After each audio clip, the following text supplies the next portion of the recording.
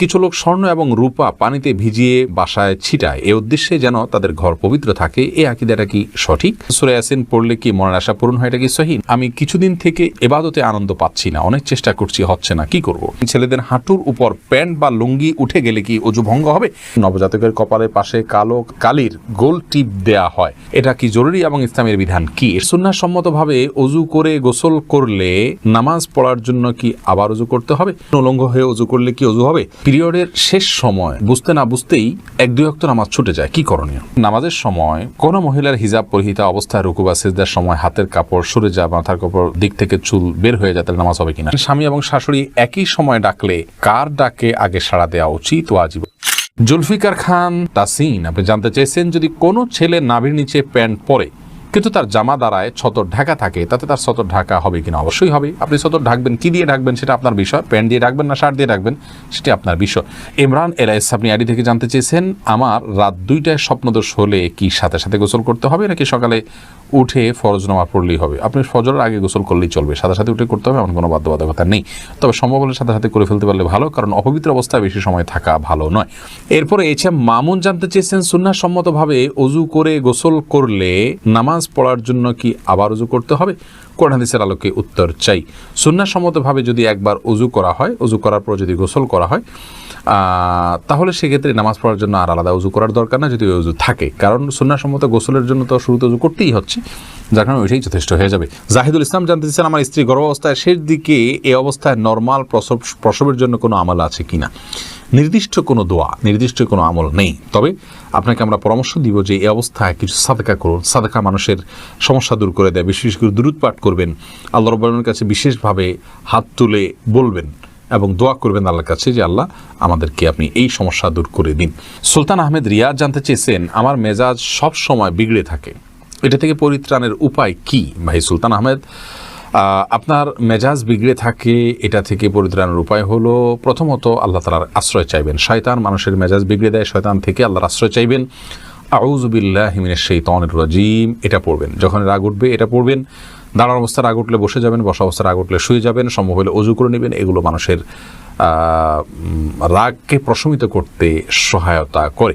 সেই সাথে একজন শান্ত মেজাজের মানুষের সাথে আপনি বেশি সময় উঠা বসা করুন, তার সান্নিধ্যে থাকার চেষ্টা করুন। ইনশাআল্লাহ বিদিনিল্লাহ সবর কীভাবে করতে হয় আপনি হাত কলমে দেখে সেটা করার জন্য স্পৃহা অর্জন করতে পারবেন। শালিনা আক্তার আপনি জানতে চেয়েছেন, নামাজের সময় কোনো মহিলার হিজাব পরিহিতা অবস্থায় রুকু বা সিজদার সময় হাতের কাপড় সরে যায়, মাথার কাপড় দিক থেকে চুল বের হয়ে যায়, তাহলে নামাজ হবে কিনা? সামান্য একটু যদি সরে যায় কয়েক সেকেন্ডের জন্য, আবার আপনি ঠিক করে নিয়েছেন, তাতে কোনো অসুবিধা হবে না ইনশাআল্লাহ।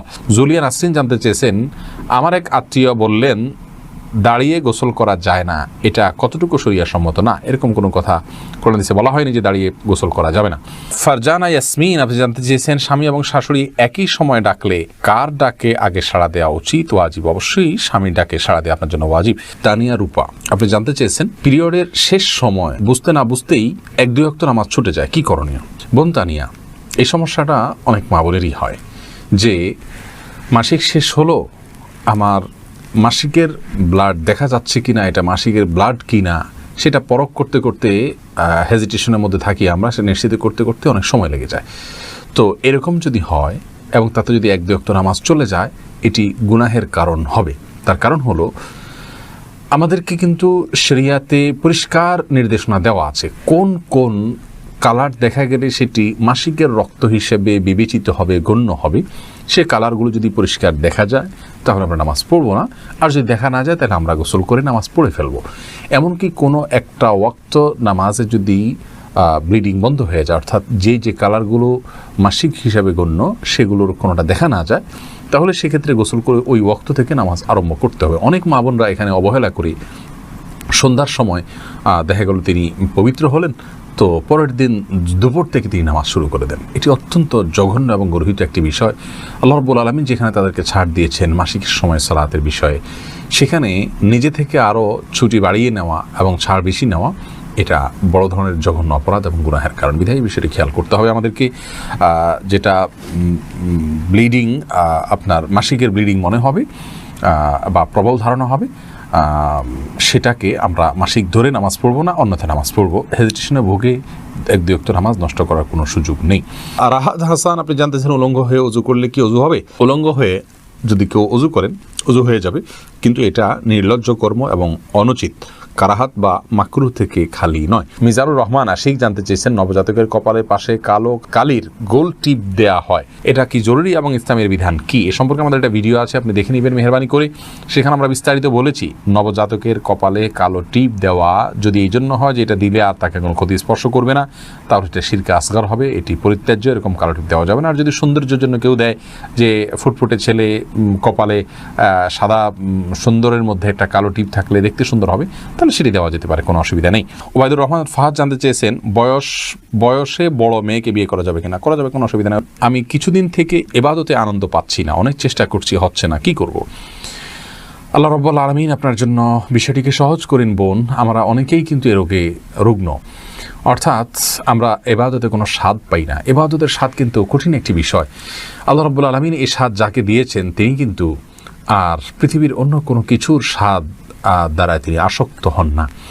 এই জন্য ইবাদতের স্বাদের জন্য আল্লাহ রাব্বুল আলামিনের কাছে দোয়া করা উচিত। প্রত্যেক ওয়াক্ত নামাজের পরে একটি দোয়া রাসূল কারীম সাল্লাল্লাহু আলাইহি ওয়াসাল্লাম পড়তেন, আল্লাহুম্মা আইন্নি আলা যিকরিকা ওয়া শুকরিকা ওয়া হুসনি ইবাদাতিক, যার অর্থ হলো, হে আল্লাহ, আপনি আমাকে আপনার জিকির, আপনার শুকরিয়া এবং আপনাকে সুন্দরভাবে ইবাদতের সুযোগ করে দিন।